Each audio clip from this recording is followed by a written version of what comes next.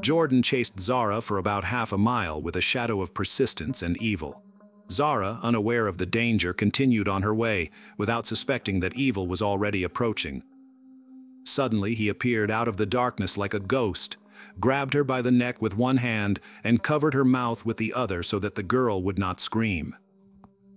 He blocked her breathing, and then dragged her into the thicket of the forest, where darkness and inhumanity awaited the victim. There, in a forgotten corner of the world, hell descended on Zara. He forcibly invaded her body, her soul, leaving only a scream of pain and horror that was lost in the darkness of the night. Despite her desperate attempts to resist, her cries remained unanswered in the ruthless void. This whole nightmare, this terrible aggression lasted for 9 whole minutes, which seemed like an eternity for Zara, who felt fear and hopelessness. Then, as if nothing had happened, Jordan walked back to his house, leaving behind only traces of destruction and an absolute nightmare. But what if all this was just the beginning of an even more eerie and mysterious story? What if the hidden truth about what happened that terrible night turned out to be more confusing and dark than it seemed at first glance? Secrets hidden in the shadows of the past can destroy not only lives, but also destroy all that remains of hope and peace in this world. Only by digging deeper one can find the answers, but there are even more questions hiding behind them. In the winter of 1986, Zara Aleena was born in the vast landscapes of Great Britain.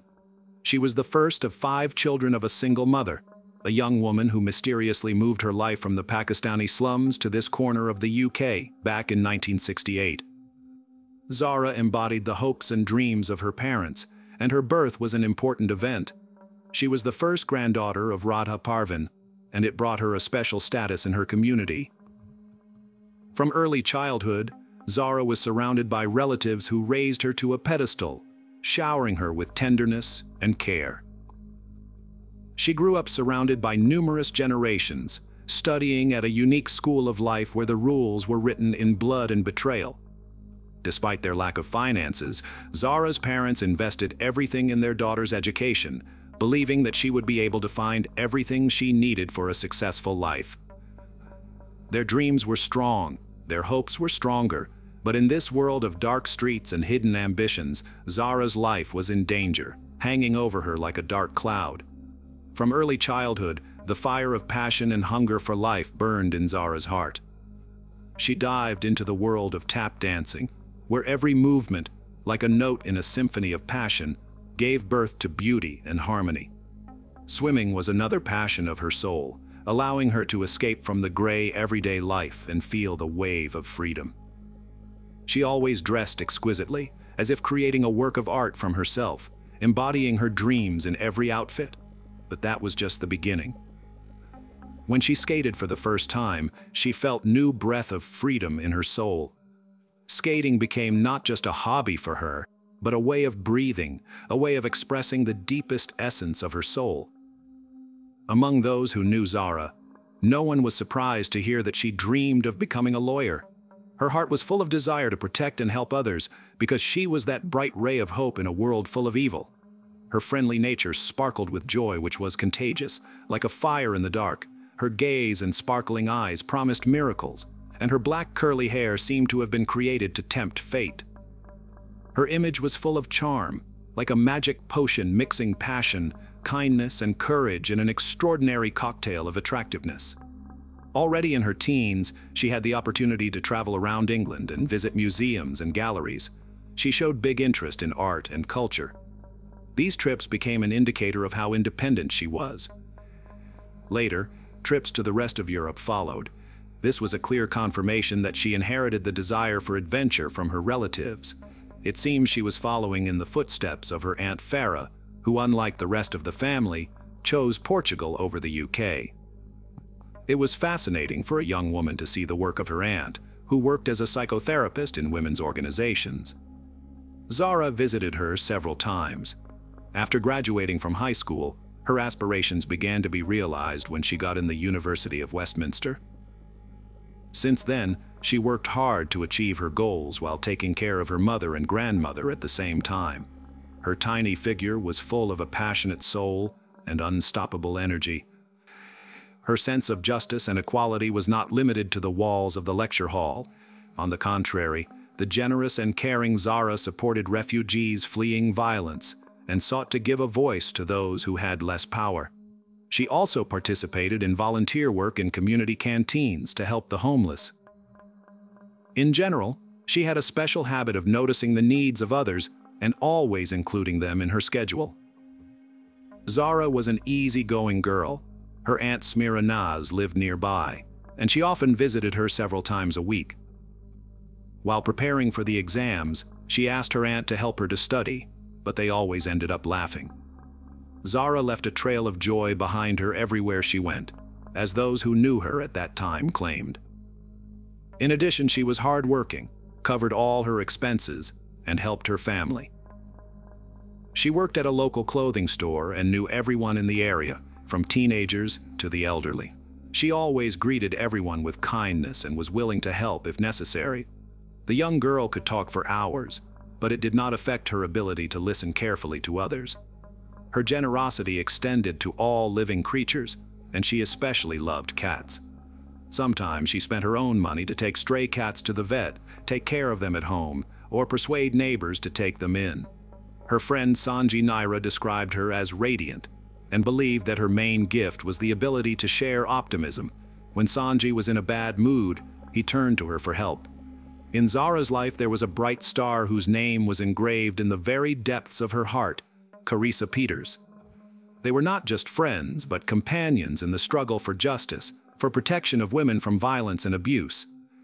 Their shared hobbies, especially in the field of women's rights, and it was the connecting thread that carried their friendship through difficulties and trials.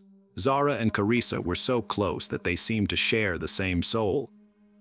They easily entered each other's house, as if they were their own shelters from the storms of the world, or talked on the phone almost every day, discussing the news, their thoughts and plans for the future.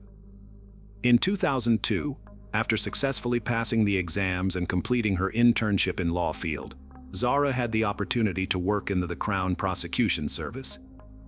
It was an important step, and an integral part of her dream to become a full-fledged lawyer. To do this, she worked tirelessly, even when her studies were interrupted by worries about her mother and grandmother, as well as financial difficulties.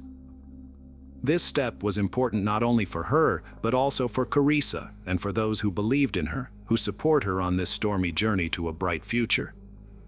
On her first day at her new job, Zara couldn't help but be happy. She sent a smiley selfie to her friends and family, as if announcing to the whole world her new era of life. It wasn't just a new job, it was the last piece in the mosaic of her dreams. She had been coming to this for so long that she could hardly believe in her own happiness. Working as an administrator might seem a secondary post, but for Zara, it was a giant step towards her goal. At the age of 35, she realized that a new stage in her life was beginning, and this made her heart beat with extraordinary force.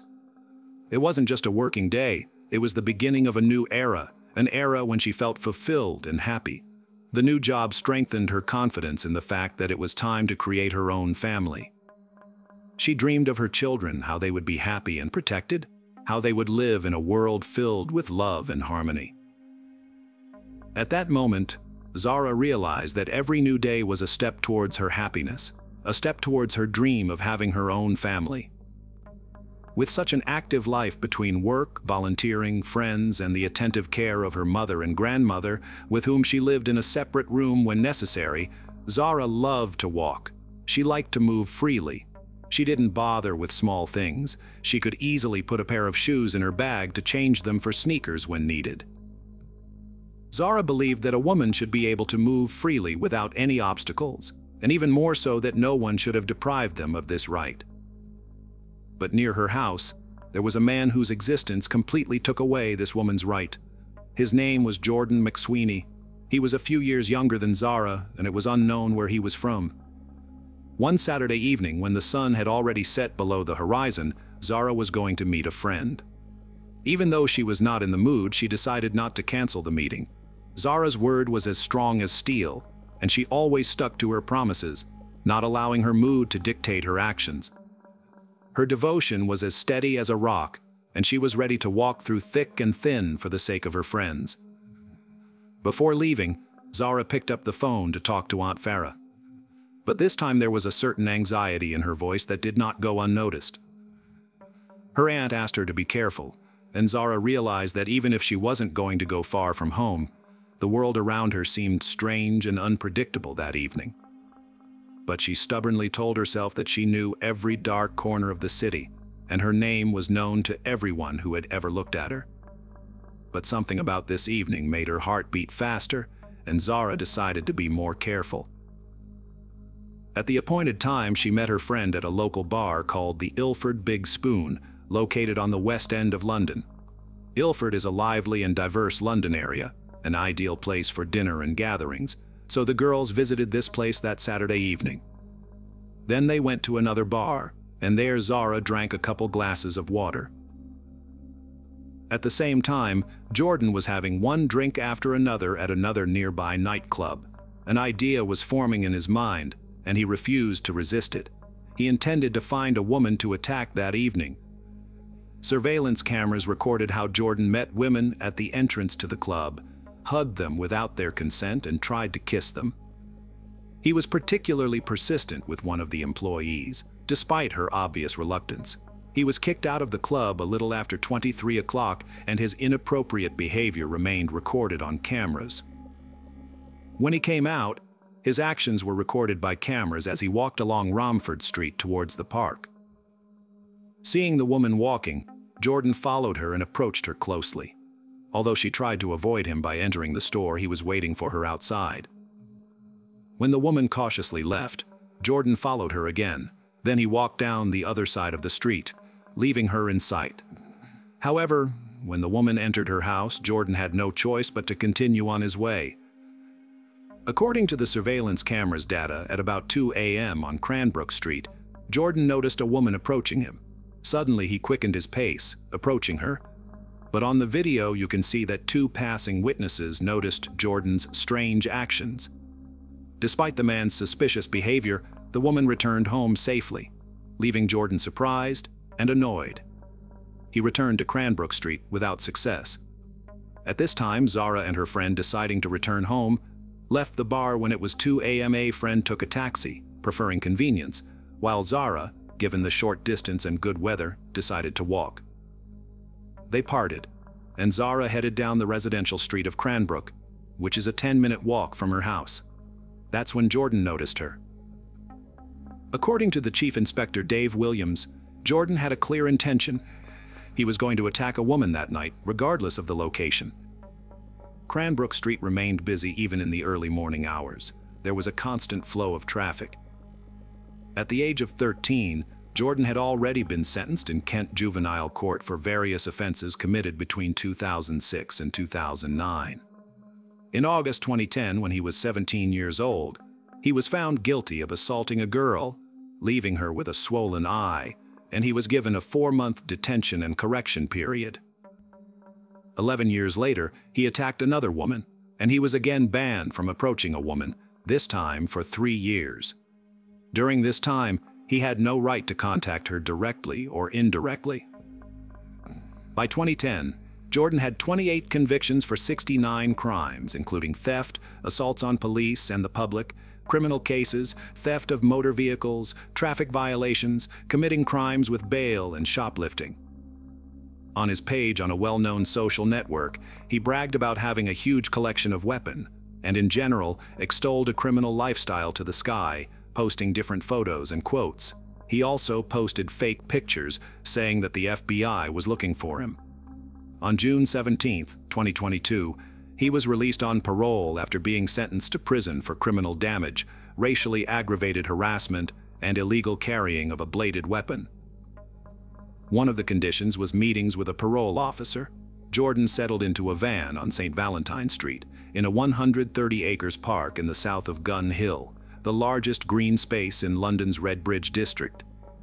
He again violated all agreements, and true to his criminal background, missed not 1 but 2 meetings with a parole officer. As a result, the authorities refused to give him the advantage.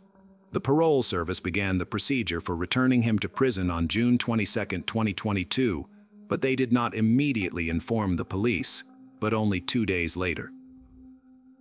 Early on Saturday morning, June 25th, police visited Jordan's mother's house to arrest him and found an unpleasant surprise.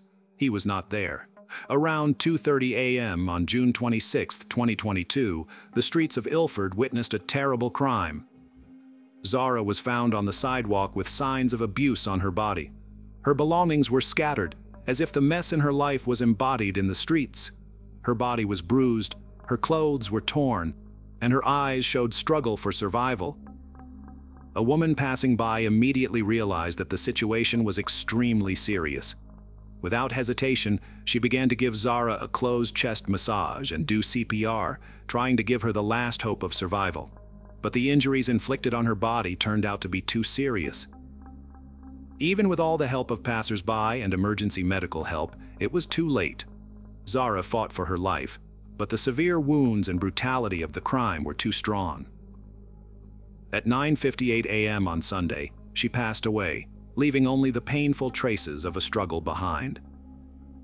At that time, at about 11 a.m. in the park, Jordan, recorded by security cameras, was getting rid of evidence, throwing out his clothes. With his indifferent and cold-blooded demeanor, it became clear that this was not a random act of violence.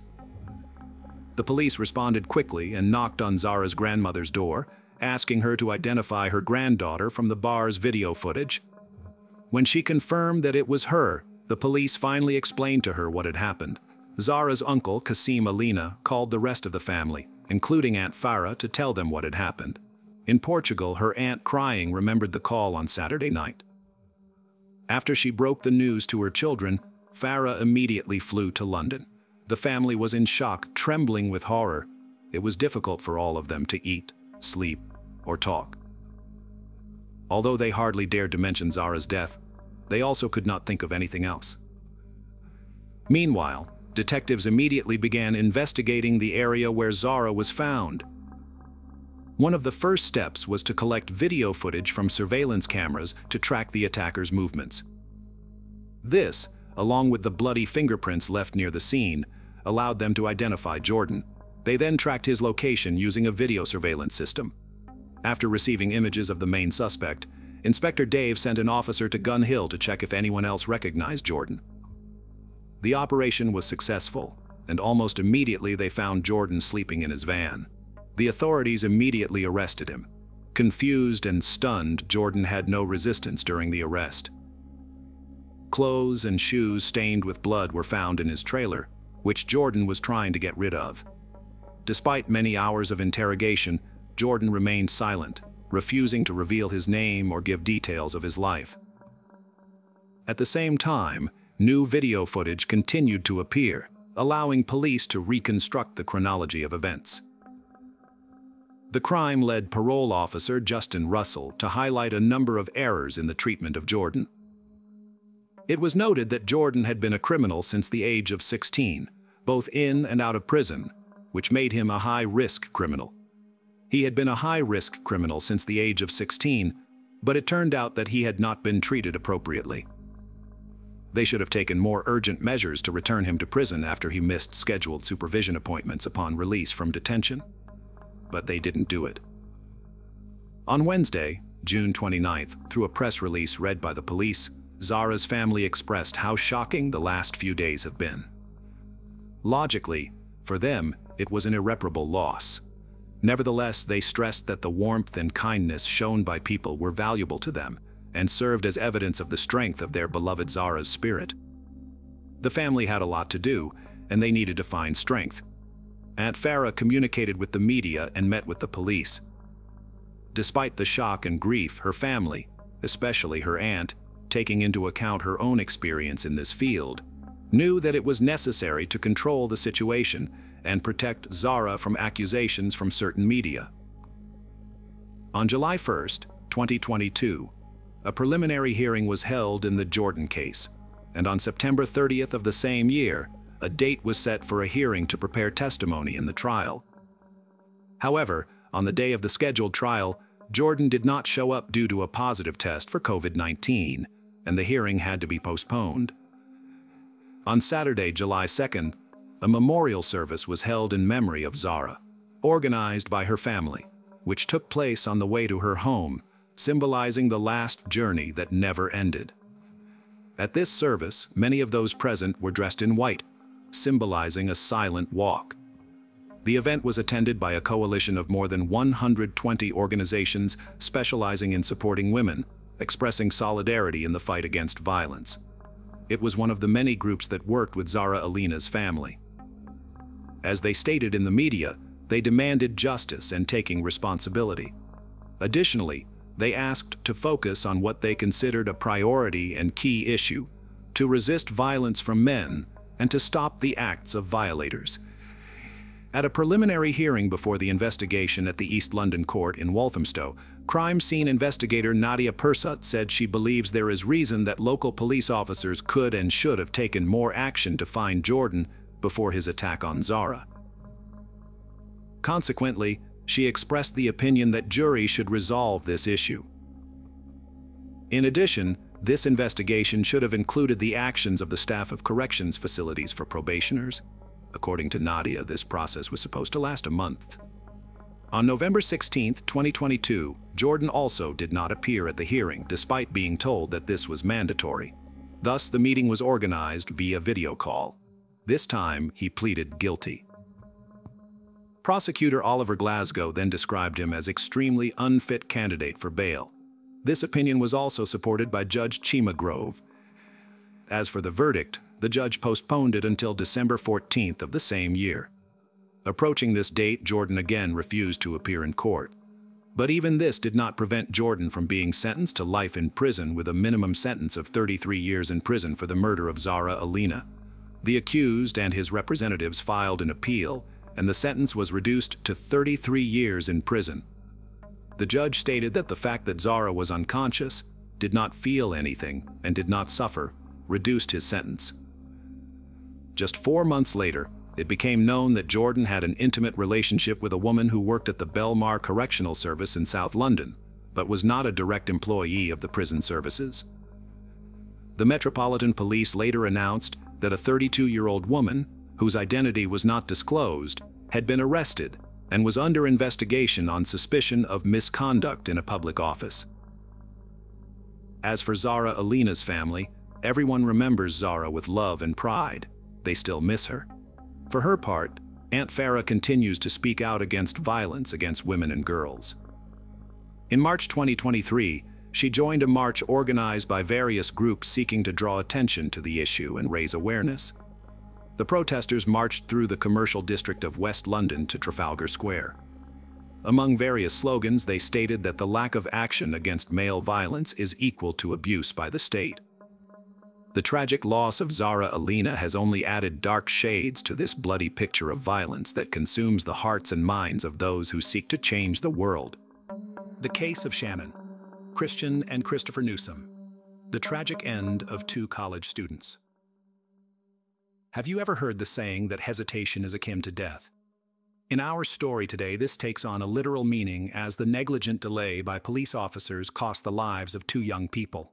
During the subsequent legal proceedings, it was repeatedly stated that the officers followed protocol and waited 24 hours from the time of the missing persons report. However, it was during these critical hours that the couple endured a tragic end under extreme cruelty. The case of Shannon Christian and Christopher Newsom is cited as one of the most notorious and brutal in the history of the United States. It shook the nation twice, first in 2007 when the crimes occurred, and later in 2011, when the sentences handed down to the gang members were challenged and appealed. This complicated legal battle led to the enactment of 2 laws. These laws restrict attorneys and defendants from casting the victims in a negative light and abolish the requirement for a jury's unanimous verdict to be approved by a judge. In this harrowing tale, there were 2 innocent victims and 5 merciless criminals, with the motive for the heinous act being a simple robbery. Let's delve into the details of this tragedy, piece together the chronology of those horrific events, understand the role of each participant, and explore whether this tragedy could have been avoided and the young lives saved. Who were Shannon Christian and Christopher Newsom.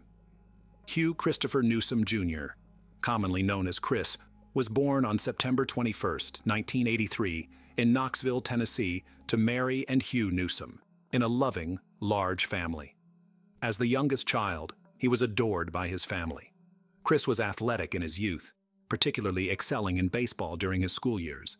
His coach believed he had a bright future in the sport, but a severe injury and a prolonged recovery process ended his promising athletic career. Nevertheless, Chris was a man of many talents. He was an excellent artist, played guitar, had woodworking skills, and was knowledgeable about cars and motorcycles. Dreaming of becoming a mechanic in his youth, Chris's passion for carpentry eventually took precedence. After high school, he attended the prestigious University of Tennessee, where he was a diligent student and ranked among the top of his class. Shannon Gale Christian was born on April 29, 1985, in Nacogdoches, Texas, the younger of two children to Dina and Gary Christian. She was raised alongside her older brother Chase, with whom she shared a close and affectionate bond. Notably, Dina had been diagnosed with infertility in her youth, and the birth of her two children was considered nothing short of miraculous. In 1997, the Christian family moved to Knoxville, Tennessee, where the children attended local schools, and the parents established a small but profitable family business. Dina conducted individual psychotherapy sessions at home. Shannon, sharing her mother's interest in psychology, was outgoing and kind-hearted. After high school, she pursued a degree in sociology at the University of Tennessee and worked part-time to save for her dream of buying a car. Her parents and brother helped her realize this dream on her 21st birthday, contributing towards the purchase of a silver Toyota 4Runner.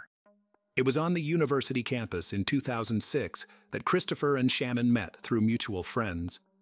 She was just 21, and he was about to turn 23. It was love at first sight, and the couple became inseparable. Within a month, Chris introduced Shannon to his parents, expressing his desire to spend his future with her. Shannon reciprocated by introducing Chris to her family, who warmly welcomed him. In October 2006, a significant family dinner was held, attended by both their parents and siblings. Discussions revolved around the young couple's deep feelings and their plans to marry after graduating from university. Everyone was happy and full of hope for the future, blissfully unaware of the tragedy that would soon befall their families.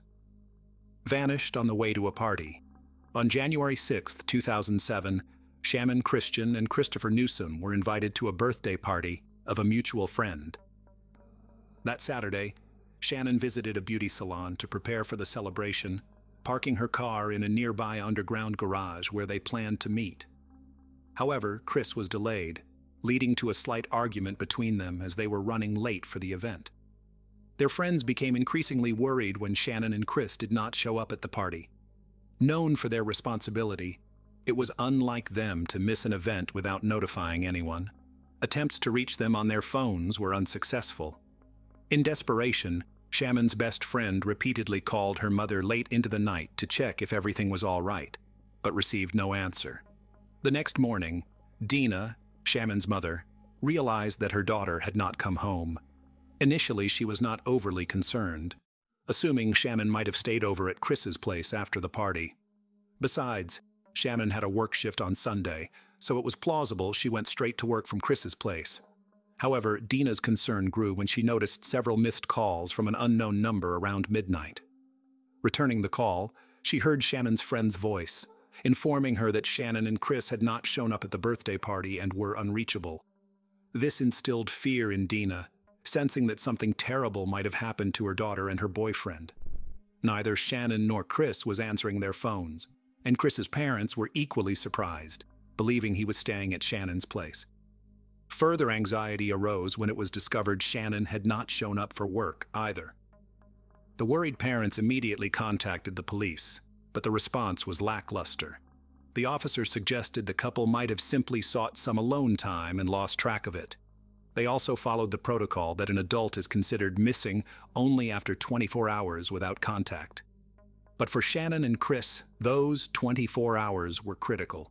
Not willing to wait, the parents and friends of the young couple began their own search. They contacted everyone they knew, visited hospitals, distributed flyers with their photos, and set up social media groups appealing for any information about the missing students. Despite their efforts, no useful information surfaced. The last known sighting of Shannon was at the beauty salon she visited on Saturday. According to the hairstylist who attended her, Shannon only talked about the upcoming party and had no plans to stop anywhere else on the way. A gruesome discovery along the railroad tracks. It wasn't until Monday, January 8th, that the police finally began their search for the missing young couple, Shannon Christian and Christopher Newsom. By this time, thanks to the efforts of their parents and friends, almost the entire city was aware of their disappearance.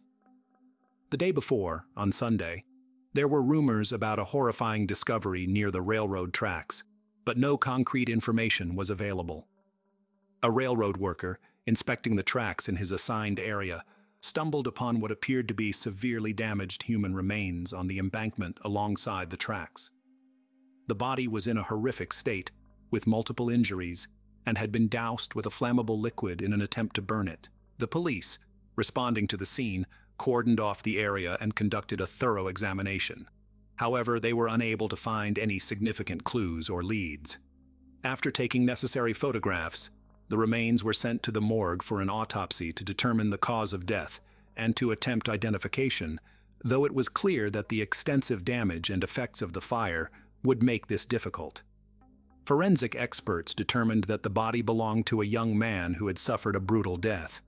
The victim had multiple injuries inflicted while he was alive, indicating prolonged and severe assault. Almost all of his teeth had been knocked out or damaged by blows. He had been shot 3 times, twice in the back and a final, fatal shot to the head. Additionally, traces of seminal fluid from at least 3 different men were found in his body, along with distinctive tears, suggesting repeated violent assaults. When police checked recent reports of missing young men, Christopher Newsom fit the description in age, height, and build. The officers contacted his parents and requested DNA samples for confirmation, but strongly advised against personal identification at the morgue, as the burnt remains barely resembled human features. Unfortunately, the DNA analysis confirmed that the body belonged to the missing student, Newsom. The search for Shannon.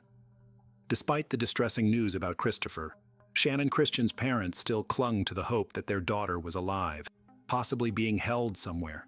Her mobile phone was last pinged on the day the couple disappeared in one of Knoxville's more troubled neighborhoods, a place they wouldn't have visited by choice.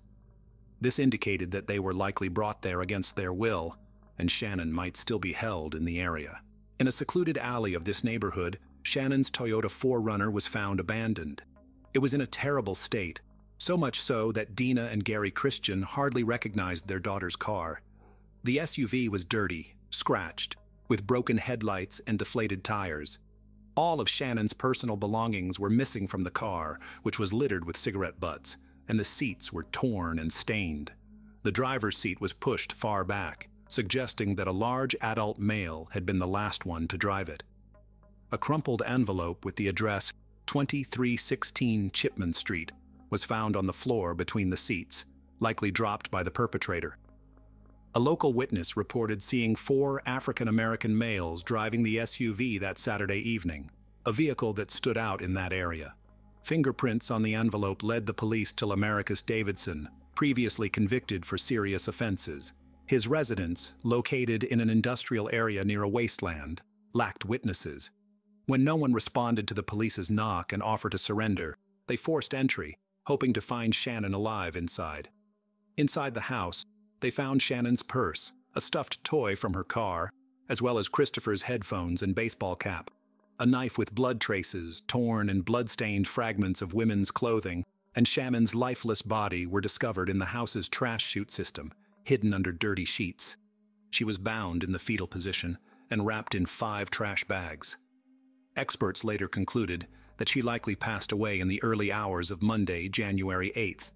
This tragic finding suggested that if the police had begun their search immediately after the missing persons report, rather than waiting for 24 hours, Shannon might have been saved. A horrific state of suffering. The condition of Shannon Christian's body was a horrifying sight even for seasoned forensic experts, as there was not a single untouched area on her.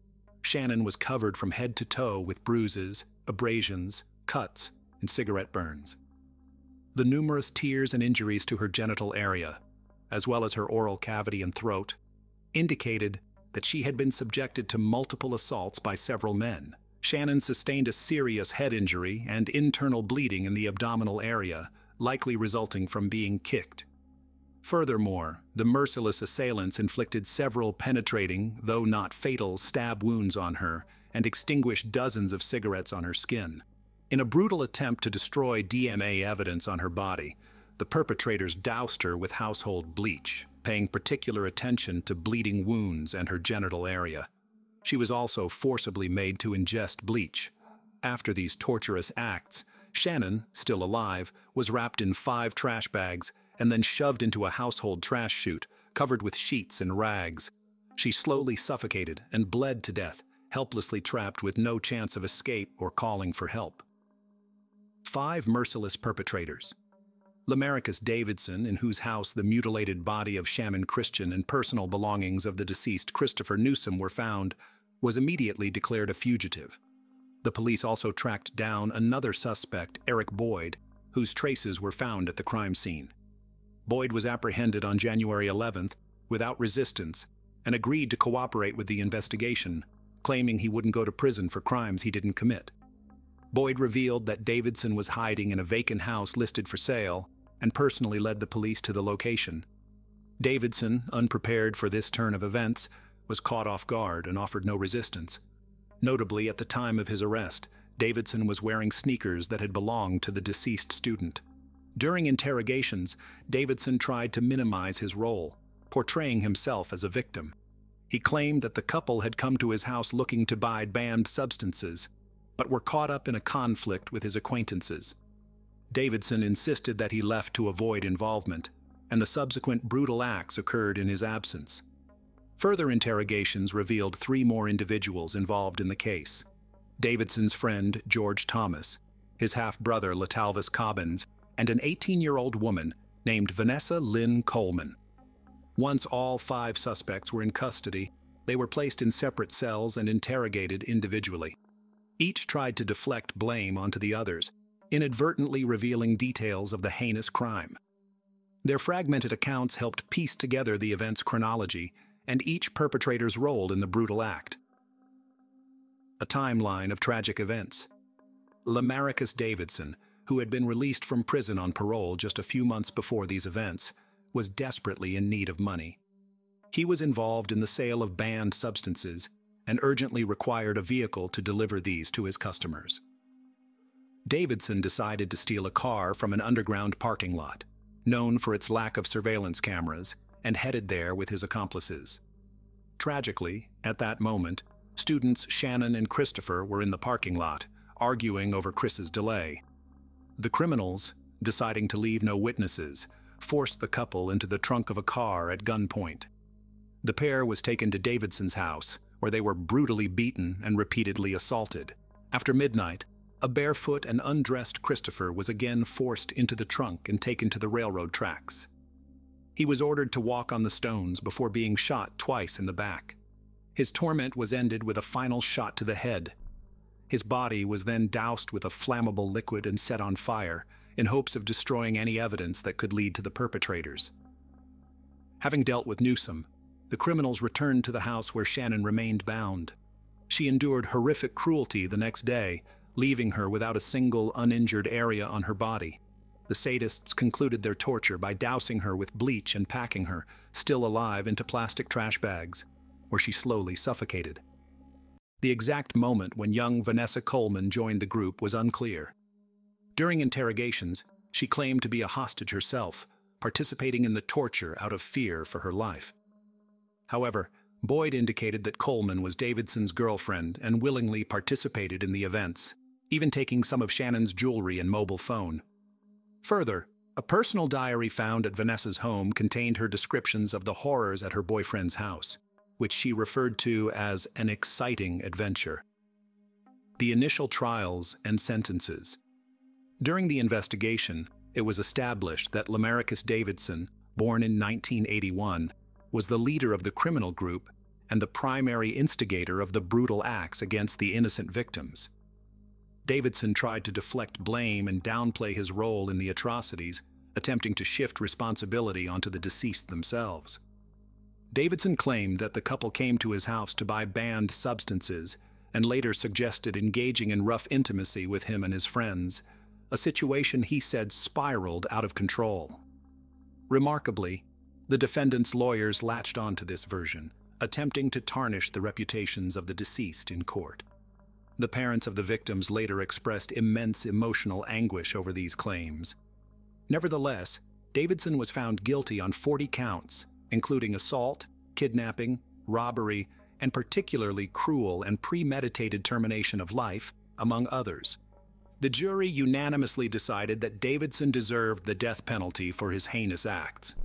Letalvis Cobbins, born in 1982, faced the death penalty for his role in the torture, assaults, and involvement in the termination of life. However, he was ultimately sentenced to life imprisonment, without the possibility of parole.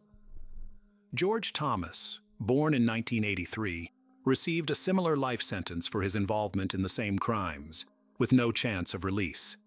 Eric Boyd, considering his cooperation with the investigation and assistance in capturing Davidson, was sentenced to 18 years of imprisonment. The relatives of both victims found this sentence outrageously lenient. As for Vanessa Coleman, born in 1988, the only female participant in the atrocities, the investigation proved her involvement in the torture, assaults, and in Shannon's tragic end. She was sentenced to 53 years in prison. Overturned verdicts and new hearings in 2011 while the criminals were serving their sentences and Davidson awaited execution, the case took an unexpected turn. The presiding judge resigned, admitting to a substance dependency. His ability to conduct trials was questioned, and his verdicts over the last 2 years were annulled, leading to new hearings, including the case of Christian and Newsom. A new judge scheduled hearings for all 5 individuals involved in the student's tragic end. After the retrials, Davidson's sentence remained unchanged: death penalty. Cobbins continued to serve his life sentence without the possibility of parole. Thomas, however, received a life sentence with the possibility of parole after 51 years. Vanessa Coleman's sentence was reduced from the original 53 years to 35 years. Her appeal in 2014 was rejected, and parole was denied in 2017. In 2020, the parole board decided she would remain incarcerated at least until April 2032. Eric Boyd's situation changed most dramatically. Originally receiving a relatively short sentence for cooperating with the investigation, his involvement in the assaults and tragic end of both victims was later proven. His retrial resulted in a life sentence without parole, with his accomplice Thomas testifying against him, revealing previously unknown details about Boyd's role. For his testimony, Thomas, who initially had the possibility of parole after 51 years, had his sentence reduced by 15%, contingent on good behavior. Boyd's attempts to appeal his new sentence were unsuccessful. He is currently serving his sentence in the Bledsoe County Correctional Complex. Davidson remains in the maximum security Riverbend institution, awaiting the execution of his death sentence. Public reaction and the case's impact. As previously mentioned, this trial garnered significant attention, widely covered in the press, and leading to the enactment of 2 laws. The first was aimed at protecting victims from defamation, attempts to shift blame onto them, and portraying them negatively. This was in response to the defense strategy of the accused and their lawyers, who tried to label the students as drug users and thrill seekers in a troubled neighborhood. These claims were completely false and caused immense pain and suffering to the victims' families. The second law eliminated the need for a judge's signature on a jury's unanimous verdict, which, if in place during this case, could have prevented the need for retrials and sentence reviews. The house at 2316 Chipman Street, which became a torture chamber for the young couple, was demolished in the fall of 2008. A memorial was erected on the site in honor of Shaman Christian and Christopher Newsom. In memory of Christian, a golf tournament and a Christian charity foundation were established, providing support to victims of violence. Similarly, a foundation in Newsom's name was created, holding annual memorial baseball tournaments at Halls Park and awarding a scholarship named after the deceased student and former baseball player. It's important to note that, despite the public outcry and widespread attention, the media initially misrepresented details of the case, either accidentally or intentionally. Many believed that the variations in reporting and delayed coverage were influenced by racial motives, as the victims were white and the perpetrators were African American. However, the head of the Association of Criminal Writers and Editors noted, "I can't confidently say that this case would have received more attention if 5 white criminals had been accused of committing similar atrocities against 2 black individuals." Additionally, the Knoxville police chief stated that there was no evidence to suggest these crimes were committed based on racial animosity. Lynette White was a beautiful young woman from Cardiff, Wales, who was doing what she believed she had to do in order to get by. She dropped out of school and had been working as a prostitute since she was 14. Being a sex worker wasn't part of Lynette's childhood dream. Weeks before she was found dead, Tim Rogers, a BBC Wales journalist, interviewed her while investigating child prostitution. During the interview, she told Tim how she was drugged, taken to Bristol by a gang of men, and forced into prostitution. Yet even after Lynette found her way back to Cardiff, she could not find her way out of prostitution. By 1988, Lynette, who was now 20 years old, was working the streets daily as a prostitute. Described as popular and pretty by friends, Lynette was probably the most visible prostitute working in Cardiff at the time. She was the first girl to be out at lunchtime and would be the last to leave at night.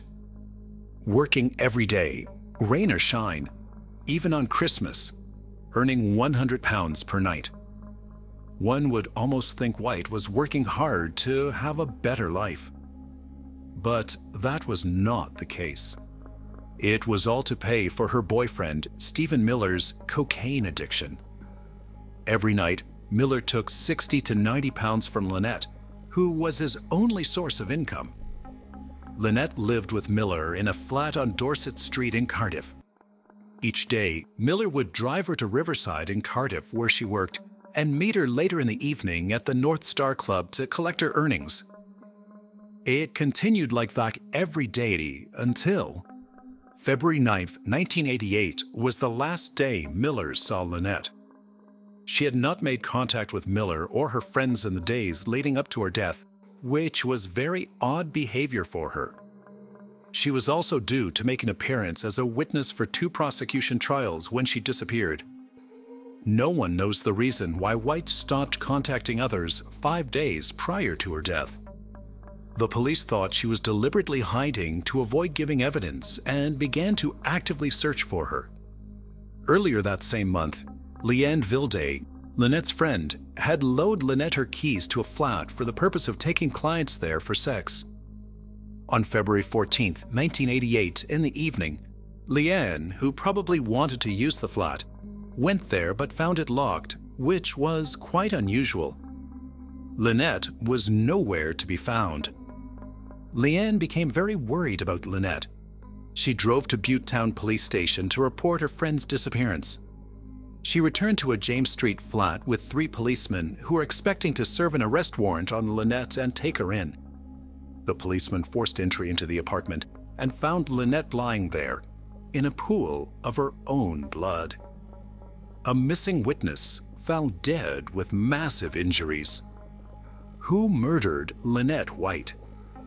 According to the autopsy performed by pathologist Bernard Knight, Lynette had been stabbed over 50 times on her chest, face, stomach, wrist, breasts, arms, hams, and inner thighs. Her throat was also savagely slit from ear to ear. Though she was stabbed multiple times, the autopsy revealed that Lynette died from the throat injury. The pathologist also determined that Lynette was murdered on February 14th between 1:45 a.m. and 4 o'clock a.m. Lynette's body was found between the foot of the bed and the window, covered in blood. Azoospermic semen, which is semen containing no sperm, was found in her vagina and also under underwear. There were 2 different blood types found on Lynette, her own blood and an AB type blood, which did not belong to Lynette. Soon the news about Lynette's death had spread, and police began to ask questions about the incident. Witnesses told the police that they saw a man looking distressed in the area where Lynette's body was found on James Street. The man looked very suspicious, and he appeared to have blood on his hands.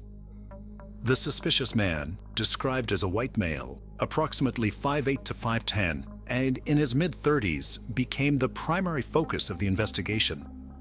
Efforts to find this man were exhaustive. Soon they arrested a man that matched the suspect's description, but he was soon released after police looked into Miller, Lynette's boyfriend, as the partner of a murder victim is usually the first obvious suspect.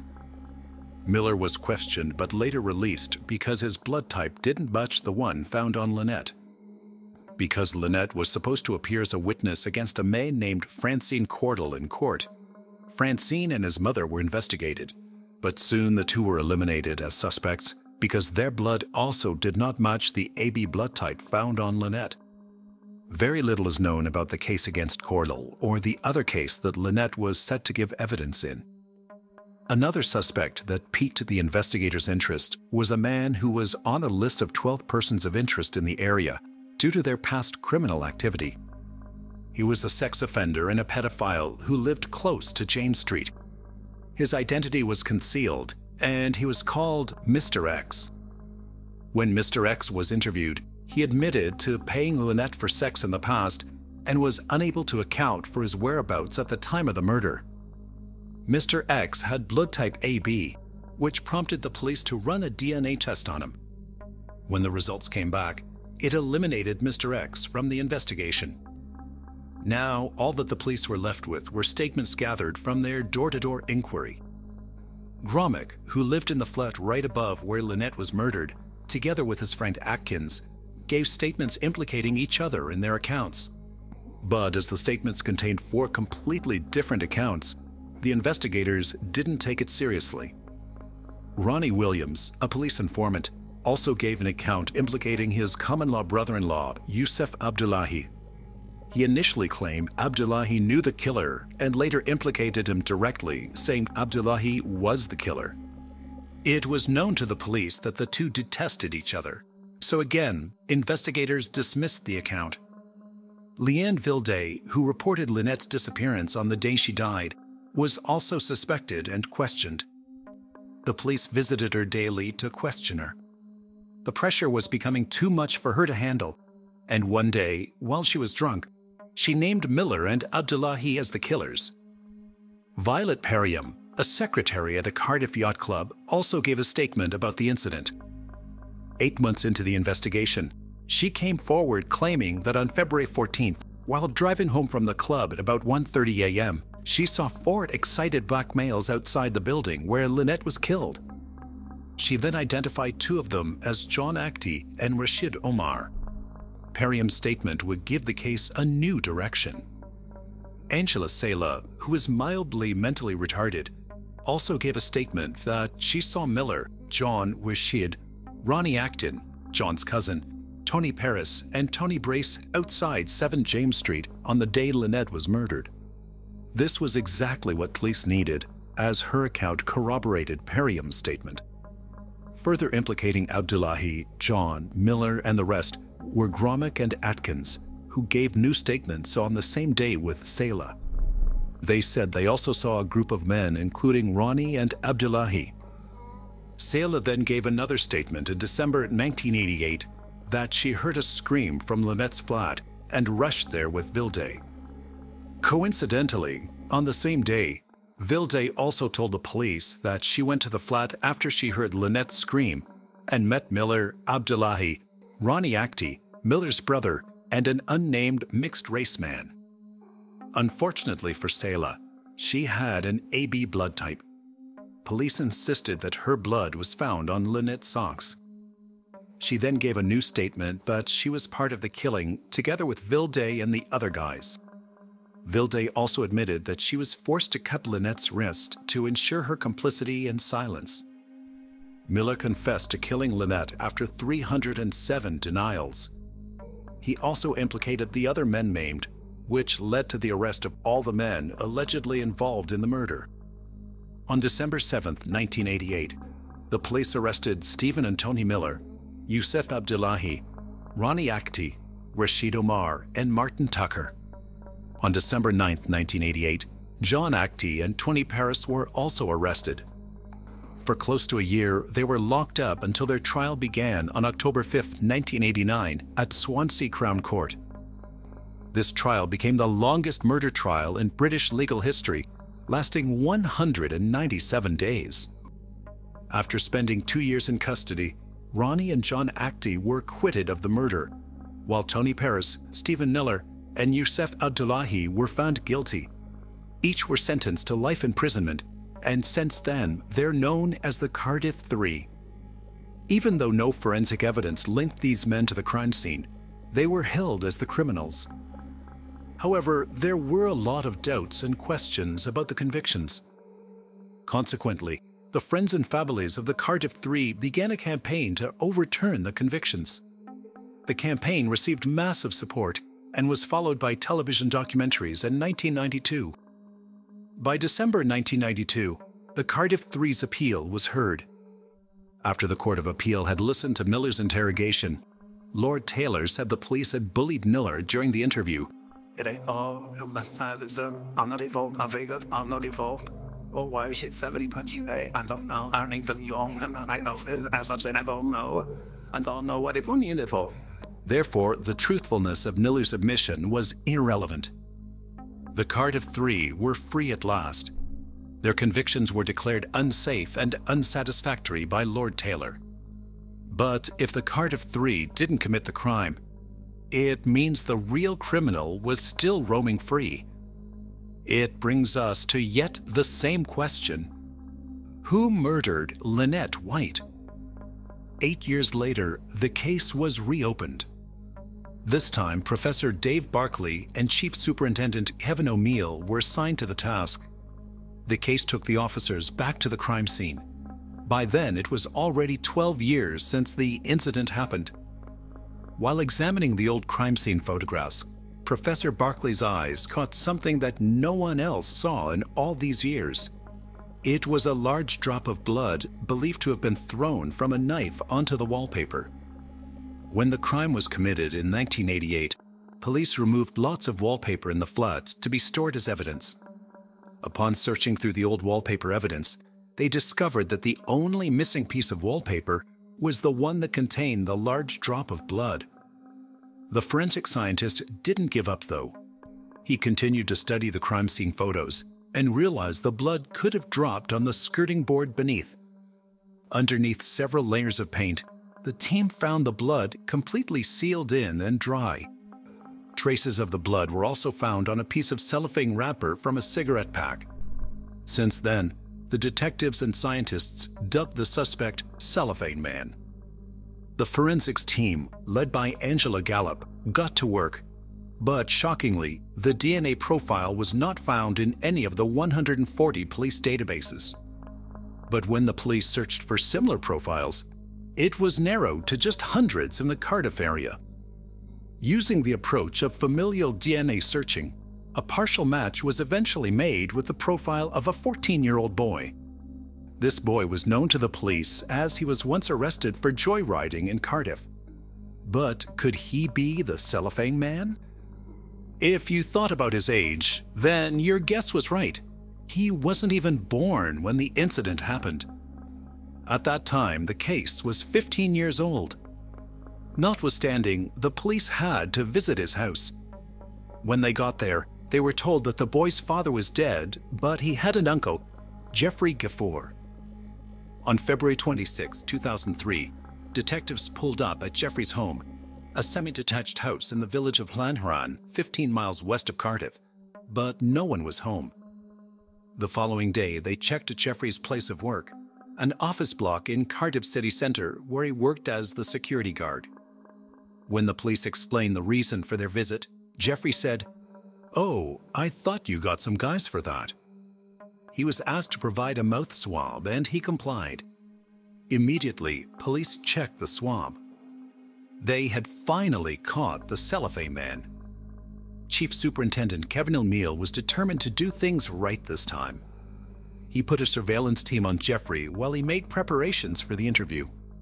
Chief O'Neill had plans to put surveillance on Jeffrey for a whole week, but on February 28, 2003, Jeffrey made a crazy move. The surveillance team spotted him at a garage where he bought 3 packets of paracetamol, an over-the-counter pain reliever. By the time the police got to Jeffrey's house, he had taken about 62 paracetamols. Jeffrey denied ever taking those tablets, but he announced, "Just for the record, I did kill Lynette White. I've been waiting for this for 15 years. Whatever happens, I deserve it. I sincerely hope to die." He was taken to the hospital where he told a staff member that he was being watched because of a murder he committed 15 years ago. Jeffrey was prepared to die, as he initially refused to be treated. He eventually agreed to take an antidote. Within a few days, he had recovered. On July 4, 2003, Jeffrey pleaded guilty to Lynette White's murder, and the judge, Justice Royce, sentenced him to life imprisonment with a minimum tariff of 12 years and 8 months. Jeffrey's barrister said Jeffrey killed Lynette over 30 pounds for sex. He said Jeffrey wanted his money back when he changed his mind. In February 2007, Atkins, Selah, Vilde, and Gromick were charged with perjury.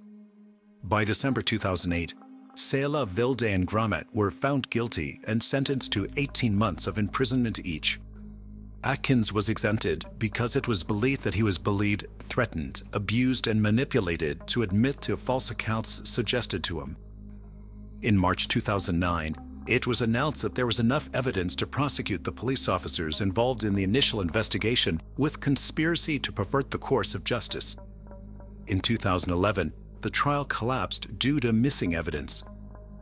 In 2015, 8 of the 15 charged officers cleared of perverting the course of justice launched a high court civil action against the force, suing for malicious prosecution, false imprisonment, and misfeasance. But at the end of 2015, the judge in the civil action dismissed their case. The 5 falsely accused men were compensated after their release. Stephen Miller was paid £571,000. John Actie was paid £300,000, while Tony Paris was paid £250,000. Rowan Actie died in 2007 after much struggle to cope with what had happened to him. Yusuf Abdullahi also died in 2011 of perforated cancer. He too had battled with post-traumatic stress disorder. And that's it on the Lynette White case. Let us know your thoughts in the comment section.